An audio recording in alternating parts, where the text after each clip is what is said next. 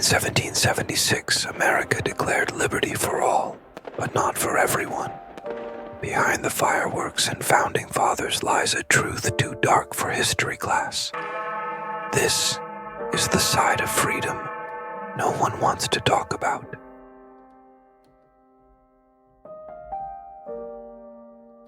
When we think of the American Revolution, we imagine noble ideals: liberty, equality, and independence. We picture the founding fathers signing the Declaration of Independence, declaring that all men are created equal. But beneath this iconic moment lies a contradiction so vast, it still echoes through American society today. Because in 1776, while white colonists declared freedom from British tyranny, they were enslaving nearly 500,000 Africans. Yes, the same men who penned words about liberty. Many of them owned human beings: George Washington, Thomas Jefferson, James Madison. Their wealth, their plantations, even their leisure to write political theory, all of it rested on the backs of enslaved labor. And while they resisted taxation without representation, they had no problem denying any representation or humanity to the black men and women on their land. But it doesn't stop there. As settlers pushed westward, the idea of manifest destiny began long before it had a name. Native American tribes were displaced, killed, or forced into broken treaties. Even during the War for Independence, Indigenous peoples were caught in the middle, many siding with the British, who promised protection from colonial expansion. The founding of America wasn't just a rebellion. It was a reordering of power. And that power came at the expense of anyone outside the white colonial elite.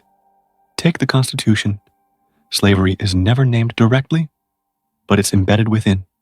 The infamous 3/5 compromise counted enslaved people as partial persons, not for rights, but for increasing political power in slaveholding states.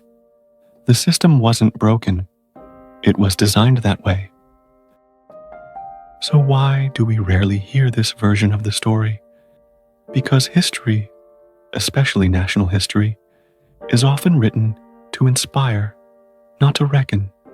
But ignoring these contradictions robs us of the full truth and of the lessons we desperately need today.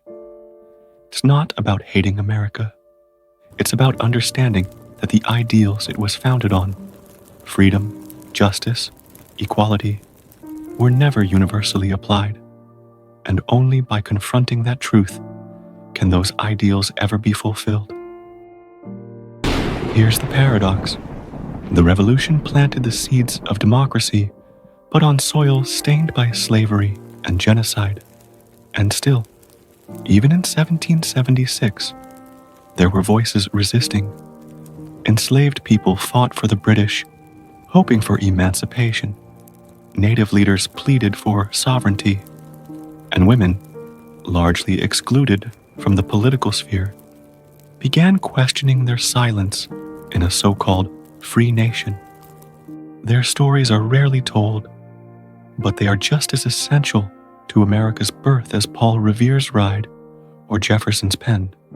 So the next time we hear that the United States was born in freedom, we should ask, freedom for whom and at what cost?